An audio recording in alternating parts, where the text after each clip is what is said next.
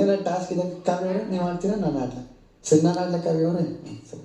Nomination ಬರುತ್ತೆ ಅವಾಗ ನೀವು ನನ್ನ ಇದು ಮಾಡ್ತೀರಾ, ಏನು ಗಿಲ್ಲಿ ಅವ್ರನ್ನ ನಾಮಿನೇಷನ್ ಮಾಡ್ತೀರಾ. ಯಾಕೆ ಕಾವ್ಯ ಅವರೇ? ಇಲ್ಲ ಗಿಲ್ಲಿ ಹಂಗೆ ಹಿಂಗೆ ಅಂತ ಏನು ಹೇಳ್ತೀರಾ, ಅದಕ್ಕೆ ಸರಿ ಕಾವ್ಯ ಅವ್ರು ಆಯಿತು, ಹಂಗಲ್ಲ ಕಾವ್ಯ ಅವರು ಹಿಂಗೆಲ್ಲ ಕಾವ್ಯ, ಅಲ್ಲೊಂದ್ಸಲ ಮಾತಾಡ್ಬೋದು. ಇನ್ನೆಲ್ಲಿ ಮಾತಾಡ್ತೀನಿ, ಕಳಪೆ ಕೊಡಬೇಕಾದ್ರೆ ನಾನು ಮಾತಾಡೋದೇನು ಅವಶ್ಯಕತೆ ಇಲ್ಲ. ಸರಿಯಾ?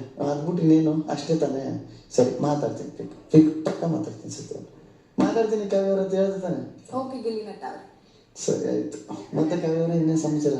ಯಾಕ್ರಿ ನೀವು ಬರೀ ನಾಮಿನೇಷನ್ ಅಲ್ಲಿ ಬೆಳಗ್ಗೆ ಗುಡ್ ಮಾರ್ನಿಂಗ್ ಅಷ್ಟೇ ತಾನೇ ನೀವು ಮಾತಾಡೋದು? ಸಮಾಚಾರದ ಬಗ್ಗೆ ಕೇಳ್ತಿದ್ದೀರಾ? ಸಮಾಚಾರ ಕೇಳ್ಬೇಡಿ ಬಿಡಿ. ಅದೇ ಈಗ ನಾನು ಕಂಟೆಸ್ಟೆಂಟ್ ಆಗಿರೋದ್ರಿಂದ ಕೇಳ್ಬೇಕು, ಏನ್ ಸಮಾಚಾರ ಏನು ಸಮಾಚಾರ. ನೆಕ್ಸ್ಟ್ ಟಾಸ್ಕ್ ಇರುತ್ತೆ.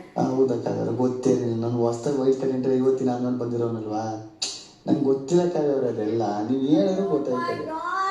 ಏನು ಈಗ ನೀನೇ ತಾನ ಮಾತಾಡು ಅಂತ ಹೇಳಿದ್ದು. ಸರಿ ಮಾತಾಡ್ತೀನಿ. ಇಷ್ಟು